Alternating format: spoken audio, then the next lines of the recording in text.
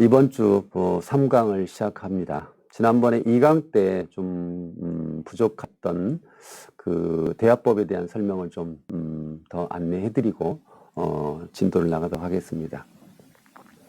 지난번에 이제 우리가 안전하다는 것이 얼마나 중요한가, 부부관계에서 안전을 우리가 상실했을 때 치열하게 심각하게 갈등하게 되고 싸우게 되고 극단적인 상황까지 갈 확률이 높아지죠. 그러나 안전할 수 있다면 우리는 회복 가능성이 매우 높다는 겁니다. 그래서 안전하기 위한 첫 단계가 뭐냐? 바로 대화법입니다. 우리가 헌신하기로 마음 먹고, 그래서 우리가 어떤 변화하기 위해서 노력을 하겠다라고 했다면 그 다음에 노력할 부분이 바로 대화입니다. 대화라고 하는 것은 말씀드린 대로, 지난 시간에 말씀드린 대로 듣기 대화, 말하기 대화. 자, 그 중에서 무엇이 가장 중요한가? 바로 듣기 대화입니다. 잘 들어준 사람들은 상대가 들어준 사람에게 신뢰하게 되는 거죠. 근데 우리는 보통 대화는 듣기 대화보다는 주로 말하기, 서로 말하는데 주의를 기울이게 되죠. 서로 말을 하다 보니까 듣기가 안 되는 거죠. 안 되니까 신뢰가 점점 무너지게 되는 거고 안전이 망가집니다. 그래서 다시 한번 말씀드리자면 거울 반영하기, 그리고 인정하기, 그리고 공감하기. 저는 제가 여기저기서 강의를 많이 합니다만은 거울 반영하기가 아마 어쩌면 75점 이상 될 거라고 기준 점수를 먹고 한다라는 말씀을 드려봅니다. 우선 듣기 대화에서 상대방의 말을 내가 잘 듣고 들은 바를 그래서 요약해서 잘 되돌려 준다면 그것은 말하는 사람이 굉장히 안정감을 느낀다는 말씀을 드렸죠. 그래서 그 안전해질 때 서로 깊은 이야기가 오고 할 수 있습니다. 그래서 더욱더 깊은 얘기가 오고 할 때 비로소 미처 듣지 못했던 이야기, 상대방으로 하여금 이해하는 이야기들이 이제 소통하게 되는 거죠. 미처 몰랐던 이야기를 알게 되는 거고, 알게 되면서 서로 이해가 되는 거고, 이해가 되다 보니까 점점 이게 이제 공감이 되는 그러면서 신뢰가 더욱더 깊어지게 되는, 다시 좋은 관계로 발전할 수 있는 낭만적인 사랑의 과정으로 돌아갈 수 있는 그런 준비를 하게 되는 거죠.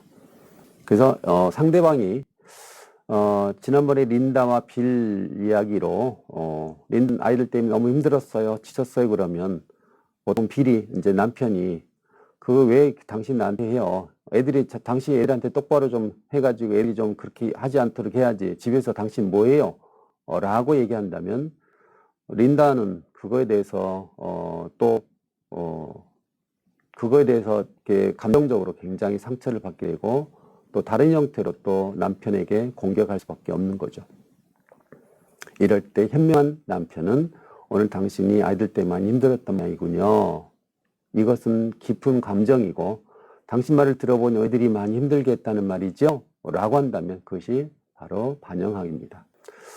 거울 반영하기를 생활화해 보면 좋겠습니다. 자, 지금 여러분들 지금 부부가 서로 이 유튜브를 보고 계시다면 평상시에 하고 싶었던 이야기, 예를 들면 남편이 아내에게 내가 이렇게 힘들게 직장에서 일을 하고 돌아왔을 때 당신이 나한테 아이들 때문에 짜증나는 그런 반응을 보이면 내가 너무 힘들어요 라고 얘기한다면 아내가 그 말을 듣고 당신 말은 직장에서 힘들게 일하고 왔는데 내가 아이들 때문에 짜증나는 어떤 반응을 보이면 당신이 많이 힘들다는 말이고요 라고 얘기를 해줘 보십시오. 그게 얼마나 따뜻하고 얼마나 안전한지. 자, 지금부터 잠깐 유튜브를 꺼놓고 잠시 중지해 놓고 서로가 서로에게 하고 싶은 이야기를 하십시오. 그러면 듣는 사람은 듣는 배라는 그 말을 잘 듣고 그대로 되돌려 주면 좋겠습니다. 이것이 바로 감정 그 거울 반영하기입니다. 거울처럼 그대로 되돌린다는 의미로 거울 반영하기를 꼭 기억하시면 좋겠습니다. 그런데 말하는 사람은 너무 길게 장황하게 말을 하면 또 그 듣는 사람이 그 말을 요약하는 게 어려우니까 좀 간결하게 한 3문장 정도로 이야기를 하시면 듣는 배우자는 그 말을 잘 듣고 한 문장 정도 압축해서 그렇게 되돌리는 연습을 해보시면 굉장히 부부관계로 부부의 관계가 좋아지는 첫 단계를 굉장히 알차게 열게 될 겁니다. 그 다음에 이제 그렇게 되면서 점점 인정하기가, 이해하기가 되면서 마지막 공감하게 되는 거죠. 지난 시간에 인정한다는 것은 이해한다는 말씀을 드렸죠. 이해하기. 당신 말을 들어보니 그 말 이해가 돼. 당신 말을 들어보니까 어떤 점에서 그럴 수 있겠어. 그런 것은 머리 차원에서 이해하기입니다. 그 다음에 3단계 공감하기는 뭐냐면 당신이 얼마나 힘들었는지 내 가슴으로 와서 느껴져.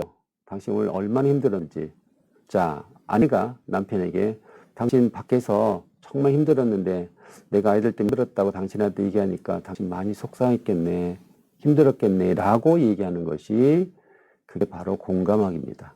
만약에 이렇게 얘기한다면 남편은 힘들게 밖에서 일하고 그것 때문에 이제 굉장히 예민해 있다가 집에 와서 아내가 막 그거에 대해서 아이들 때문에 힘들었던 걸 표현했을 때 남편이 그 얘기를 다시 되돌려서 그거에 대해서 얘기했을 때 한다면 아내가 당신 말을 들어보니 오늘 너무너무 힘들었고 그래서 내가 아이들 때문에 힘들었던 걸 표현하니까 또 많이 힘들고 좀 지친다는 말이구나.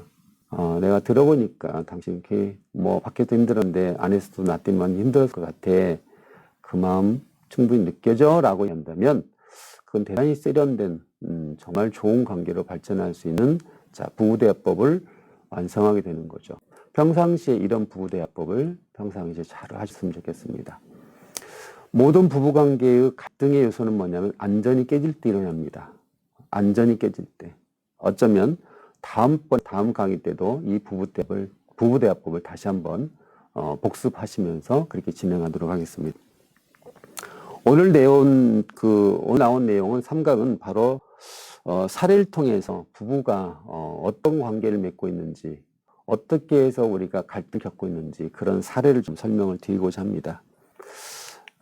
여기 나온 첫 번째 사례는 예전에 제가 이제 부부가 달라졌어에 출연했을 때 나온 사례인데, 여러분들 아마도 그 영상을 뭐 보신다면 더 좋겠지만, 영상을 보시는 어려우니 제가 사진으로 좀 몇 가지 컷을 사진로 보여드리고, 그 다음에 설명을 드리도록 하겠습니다. 남편은 경제적인 어려움이 있고, 예전에 어릴 때 성장 배경에서 아버지 폭력이 있었던 것 같습니다. 그리고 그 때문에 많은 힘들었던 경험. 그래서 이제 처음에는 굉장히 경제적으로 풍요로웠다가 점점 가세가 기울게 되면서 아주 힘든 어린 시절을 경험했던 남편 이야기입니다. 그 다음에 아내 역시 부모님이 맞벌이를 하셨고 큰딸이셨는데 둘째에게는 잘하셨던 것 같은데 첫째인 본인에게는 그냥 인색했던, 그래서 생일 선물로 한 번도 받아본 적이 없는, 그래서 굉장히 사랑이 결핍되어 있다라고 느끼는 그런 아내의 이야기입니다. 자녀는 한 명 있고요. 어린 자녀가 있다는 거. 예. 그 외 정보는 제가 자세히 모르고요. 아마 이 정보도 조금 제가 변형을 좀 한 겁니다. 자, 우선 이 아내가 지금 여기 그림을 보시면 이분이 아내이신데요. 자, 본인은 저기 오른쪽에 있는 남편과 왼쪽에 있는 본인인데 대리업입니다. 본인은 아이를 보고 있고 딸아이를 보고 있고, 저기 남편은 저기 오른쪽에 있는 분이 돈입니다. 서로 부부관계를 설정해 보니까 아내는 어떻게 표현했냐면 본인은 아이를 보고 살고 남편은 돈을 보고 사는 거죠. 그러니까 이제 결혼했을 때는 매우 정서적으로 따뜻할 줄 알았고, 물론 뭐 굉장히 남편이 책임감 강한 분이죠. 책임감은 강해서 경제적으로는 나름대로 어느 정도 굉장히 기반을 잡아가는 분인데, 아내가 볼 때는 남편은 사랑이 부족하다고 느끼는 그런 상황이죠. 남편에게 뭐가 필요하면 사랑이 필요했던 거죠. 그리고 아내에게는 사랑이 필요했던 거고, 남편은 굉장히 경제적인 안전이 필요했던 거죠. 근데 물론 만났을 때, 결혼하기 전에는 아마도 서로 아내 입장에서는 경제적으로 굉장히 탄탄하고 책임감 강하고, 그래서 날 잘 돌봐줄 것이라고 하는, 정서적으로 친밀해 줄 거라는 친밀함을 제공해 줄 거라는 그런 믿음을 가졌을 것이고, 남편 역시 아내가 따뜻하고 그래서 나를 응원하고 이런 나에게 지지적인 그런 아내일 거라는 기대를 했을 겁니다. 그런데 이제 남편 역시 확인해 보니까 본인도 나는 돈을 쫓을 수밖에 없다. 굉장히 중요하다. 경쟁이 굉장히 중요하다 보고 있고, 아내는 여전히 자기는 이 자녀에게 이 결혼 생활을 유지하기 위한 어쩌면 삼각관계를 지금 유지하고 있는 거죠. 내가 이 남편과 결혼 생활을 유지하려면 내가 딸을 보고 살 수밖에 없는 이런 과정임을 서로 확인할 수 있었습니다. 자, 그런데 각자 어린 시절의 상처를 한번 상처를 한번 점검을 해봤습니다. 어떤 의미냐면, 아내에게 가장 남편에게 서운했던 건 뭐냐면, 남편이 나에게 따뜻하지 않았다는 거죠. 남편은 주말이든 매사에 책임감 강하기 때문에 회사 중심으로, 가족 중심이 아니고 가정 중심이 아니고 회사 중심의 삶을 살았기 때문에 그게 굉장히 어려워한 부분이었죠. 나의 결핍을 저 배우자에게 채우고 싶어요. 물론 경제적인 측면들은 충분히 채워지는 것 같으나 제가 듣기로는 처음에는 경제적인 부분도 이 아내에게 맡깁니다. 그런데 아내가 좀 씀씀이가 해프다는 이유로 남편이 그 경제적인 부분들을 차단을 시키죠. 그리고 모든 경권을 남편이 가지고 갑니다. 이럴 땐 아내 입장에서는 도대체 나는 뭐냐 이거죠. 어쩌면 경제적인 측면들의 어떤 안정감은 아내가 좀 처음에 결혼해서 어느 정도까지는 가졌던, 결국 경제권도 남편에게 뺏기고 내가 남편한테 생활비를 혹은 필요한 부분들을 타서 써야 되는 이 과정이 굉장히 어려웠던 거죠. 근데 그거하고 어떤 거 연결되는, 어린 시절에 어머니 아버지는 되게 맞벌이로 바쁘셨고 그리고 이 딸에게 인색하셨습니다. 경제적으로 굉장히 인색했죠. 어린 시절에 지금 초등학교 5학년 때 그때쯤에 문방구를 지나갔는데 내가 뭔가를 좀 장난감을 사주길 원했는데 저기 계시는 어머니는 절대 사주지 않았죠. 그때 엄마한테 나 사달라고 요구하는 이 장면을 제가 심리극으로 진행합니다. 그때 충족되지 않았던 사랑 욕구가 일종의 배우자를 통해서 충족되고 싶은데 여전히 배우자는 경제적으로 혹은 정서적으로 나한테 사랑을 주지 않는 그런 이제 결혼 생활을 유지하게 되는 거죠. 그래서 아내는 결국 기어이 내가 어린 시절에 채우지 못했던 그런 욕구, 선물이라고 하는 것은 사랑이었죠. 엄마한테 이거 사다 요청하는 강렬한 어떤 요구를 이 심리관에서 회복하게 되는 거고, 그것을 관객석에서 남편이 지켜보는 거죠. 저 아내가 어릴 때 저런 심각한 결핍 때문에, 물론 뭐 여기서 얘기하는 선물이라는 것은 절대 물질적인 것만은 아니죠. 그 물질 플러스 연결되어 있는 사랑이죠. 사랑의 부재로 인해서 나한테 그렇게 심각하게 갈등을 겪게 되는 거고, 나에게 그렇게 불편감을 느끼고 나를 싫어하는 것이 저기서 나왔다는 것을 남편이 알게 되는 거죠. 결국은 아까 그 회복의 원리에서 상대방이 지금 아내가 이런 오는 좌절을 왜 나하고 이렇게 싸우게 되고 왜 나하고 이렇게 어려운 관계를 이렇게 가는지 잘 살펴보면, 아내가 어린 시절에 그렇게 결핍, 여기서 지금 보면은 물질적인 결핍도 있지만 정서적인 결핍이 있다고 그랬죠. 근데 지금 현재 부관계에서도 물질적인 결핍, 정서적인 결핍을 하고 있습니다. 내가 원하는 거, 적은 용돈을 받아서 그냥 눈치 보면서 손을 써야 되는 이 상황 자체가 굉장히 이 아내한테는 좌절이고 절망감이죠.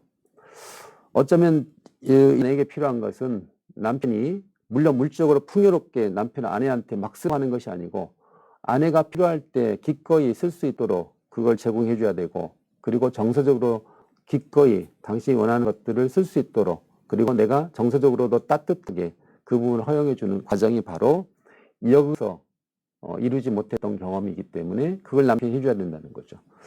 바로 이것이 부부 관계에서는 서로 그런 어떤 상처와 상실로 인해서 그것 때문에 결국 배우자 갈등의 뿌리가 있다는 말씀을 드렸기 때문에, 어쨌든 심리학에서는 이 부분을 좀 채우긴 했습니다. 그것을 굉장히 잘 보게 된 거죠.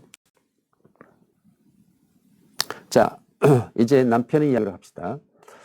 남편 역시 왜 경제적으로 그렇게 예민하고 물질에 혹은 이 돈에 대해서 그렇게 굉장히 심각하게 거기에 몰두하여 있는지를 살펴보니까 좀 전에 말씀드렸지만 경제적으로 그 풍요로웠던 삶을 살았던 어린 시절, 점점점 세월이 지나서 아버지가 직업을 잃게 되고 무능하게 되고 그러면서 2층 집에서 1층 집, 그래서 점점 반지하 경제적인 어려움을 겪게 됩니다.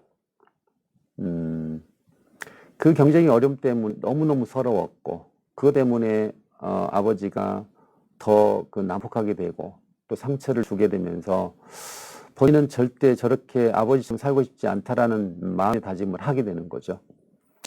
어쩌면 아버지는 그런 무능하면서도 그의 어떤 무능함을 감추기 위해서 더 포악하게 되고 더 이렇게 상처를 주는 가해자 역할, 폭력적인 어떤 아버지 역할을 하게 되는 거죠. 그럴 때 어린 남편은 저 아버지에게 아무것도 할 수 없었죠. 나는 아버지처럼 살고 싶지 않다는 말만 되새길 뿐이지 아버지한테 어떻게 해볼 수 없었죠. 그러나 마음속에서는 저 과거의 어린 시절에 아버지가 어머니 힘들게 할 때 내가 아버지한테 당당하게 맞서서 제발 아버지, 무책임한 아버지에게 그 원망과 미움을 소리 질렀던 거죠. 이걸 지켜보는 아내 입장에서 뭐겠어요?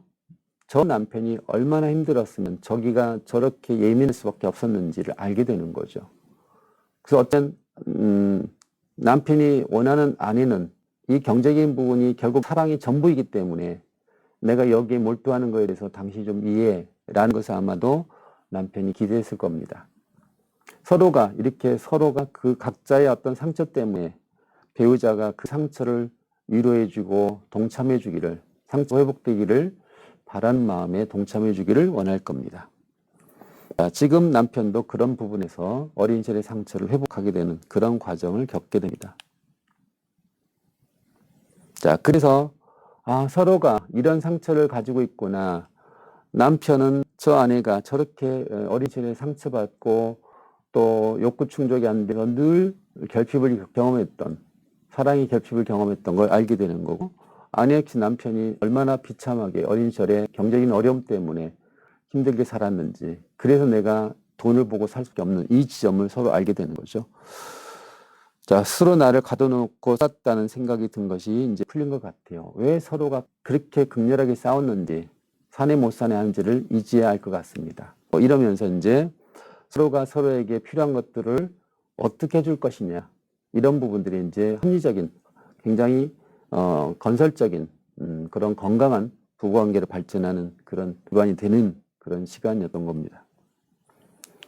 자, 그 다음에 이제 두 번째 사례를 말씀을 드려보죠. 자, 남편은 좀 회피적이고 사랑의 표현이 잘 부족한 사람이에요. 제가 다음번에는 이제 왜 우리는 서로 이 서로 부부가 만나는 사람들 보면은 굉장히 일관성이 있습니다. 그냥 우연히 만나서 결혼하는 게 아니고 서로가 그 부부가 서로 만나게 되는 배경을 가지고 있어요. 그거는 전부 다 들어가 보니까 적어도 태어나서부터 10세 이전의 경험들을 가장 중요하게 연결되어 있는 그런 스토리가 있습니다. 왜 나는 한 사람은 회피한다면 한 사람은 집착하는 사람이고 한 사람은 매달리면 한 사람은 회피하는, 뭐 이렇게 이제 서로 그 성향을 좀 전혀 극단적인 성향들이 왜 자주 만나는가, 이 부분들은 다음번 또 설명을 드릴 겁니다. 근데 남편은 매우 회피적이에요. 사랑의 표현이 부족한 사람이고, 아내는 뭐냐면 굉장히 집착적이에요. 문제가 발생하면 끝까지 그거에 대해서 내가 풀어야 되고, 사랑을 주지 않으면 그 남편에게 소리 지르고 때로는 분노 조절이 어렵다라고 보는 그런 경우입니다. 그 다음에 자녀 2명이 있습니다. 물론 여기 있는 내용들은 조금 제가 변형해서 말씀을 드린 겁니다. 자, 우선 남편의 심리를 진행해 봅니다. 이분이 이제 첫째 아이였고 첫째 아들이었고 밑에 동생이 있는데, 아버지는 첫째인 본인에게 별로 관심, 사랑을 주지 않았다고 느낍니다. 아버지는 늘 제게만 관심이 있었고 본인은 그다지 아버지가 자신을 보지 않았다. 아마 이제 발달 단계에서 그 설명을 드릴 겁니다. 어떤 자녀들은 부모가 굉장히 주시하고 그 반영을, 일종의 이제 반응을 잘 해준다면 어떤 자녀들한테는 별로 무관심해서 방임하는, 어떤 경우는 뭐 정말 과잉 보여서 너무너무 그 눈으로 계속 살펴보는 그런 자녀가 있는가 하면, 어떤 등을 돌리고 외면하는 그런 자녀가 있다는 거죠. 어쩌면 이 지금 남편은 부모님에게, 특히 아버지에게 그렇게 관심의 대상이 아니었던가 봅니다. 그에 대해서 남편이 이야기를 합니다. 아버지는 왜 저한테 이렇게 관심을 갖지 않으셔요? 동생한테는 늘 사랑을 주는데 왜 저는 이렇게 보지 않으셔요? 이런 불편을 얘기하죠. 그러던 아버지가 어느 날 세상을 떠나게 되고, 떠나면서 아버지한테 신체적인 접촉이나 친밀감을 경험하지 못했던 이 남편은 어린 아들로서 상상 속에 늘 마음속에서 아버지하고 그렇게 했다면 얼마나 좋았을까, 얼마나 좋을까라는 그런 간절한 상상에 원하는 장면을 경험합니다. 아버지하고 등산을 가고, 등산에서 이제 등산 가서 텐트를 치고 아버지와 함께 누워있는, 그래서 여기 보이지 않지만 지금 눈물이 주르르 흐르게 되는 이런 따뜻함을 늘 경험하고 싶었고, 아버지한테 관심을 갖고 싶었던, 그렇지만 관심 받지 못했던 그런 손을 갖고 있는 남편 이야기였습니다. 그 다음에 이제 여기는 딸입니다. 아니, 아내입니다. 아내는 아주 어린 시절에, 정확하게 몇 살인지는 뭐 말씀드릴 수 없지만 아주 어린 시절에 어머니하고 아버지가 이혼을 하게 됩니다. 그리고 어머니가, 엄마가 자기를 두고 아버지한테, 남편한테 맡기고 떠납니다. 일종의 엄마가 미워요, 용서할 수 없을 만큼 밉다라고 이제 어린 시절의 장면을 들어가 보니까 그 상처를 이제 확인하게 되는 거죠. 이 아내는 엄마의 부재, 엄마를 어린 시절에 잃었기 때문에 그 사랑이 얼마나 강렬하게 원하는지, 그 사랑의 결핍이 얼마나 심각했는지를 여기서 확인할 수 있었고요. 늘 마음속에서 어머니에 대한 그리움, 어머니의 사랑, 그 사랑을 남편한테 원했지만 남편은 매우 친밀감이나 사랑을 표현하는 데 부족하기 때문에 이 아내가 원하는 만큼의 사랑은 아니었던가 봅니다. 그래도 이 어린 시절에 들어가 보니까 이 엄마로부터 받았던, 엄마로부터 받지 못했던 이 상처가 얼마나 큰지. 자, 그래서 이제 이 딸이 엄마한테 얘기하죠. 왜 낳아놓고 책이지 않냐고, 왜 낳았냐고. 그러면 왜 낳아서 책임을 못 질 거면서 왜 낳았냐고. 이렇게 그때 어린 상처를 회복하는 과정에서 이제 하고 싶은 얘기를 하게 되는 거고. 자, 그래서 다시 좋은 엄마의 기억을 하고 어린이들의 상처를 회복하는 작업을 시작했고, 자, 서로 두 부부는 결국은 어떤 이제 주제를 가지고 있냐. 남편은 아버지의 사랑의 부재, 돌봄의 부재, 관심의 부재. 아내는 여전히 철저하게 가장 중요한 어머니로부터 사랑의 부재. 그래서 아내에게 어머니 사랑이 부족해서 누가 사랑을 줘야 하냐? 바로 남편이 사랑을 줘야 되는 겁니다. 남편이 이제 어머니 역할을 대신하는 것이 이 아내가 원하는 바죠. 역시 아내 역시 보시면 남편 역시 아버지가 안 계셔요. 누가 역할을 지내야 되는가? 바로 누구냐면 아내가 그 역할을 해야 됩니다. 서로가 서로의 어떤 부족한 부분들을 채워주는 이 과정이 바로 부부의 회복 과정이다. 자, 오늘 부부 사례를 통해서 여러분들이 이마고 주제가, 어린 상처가 어떻게 현실적인 주제로 나타나는 그것을 잘 살펴보셨습니다. 오늘은 이렇게 3강을 마무리하도록 하겠습니다.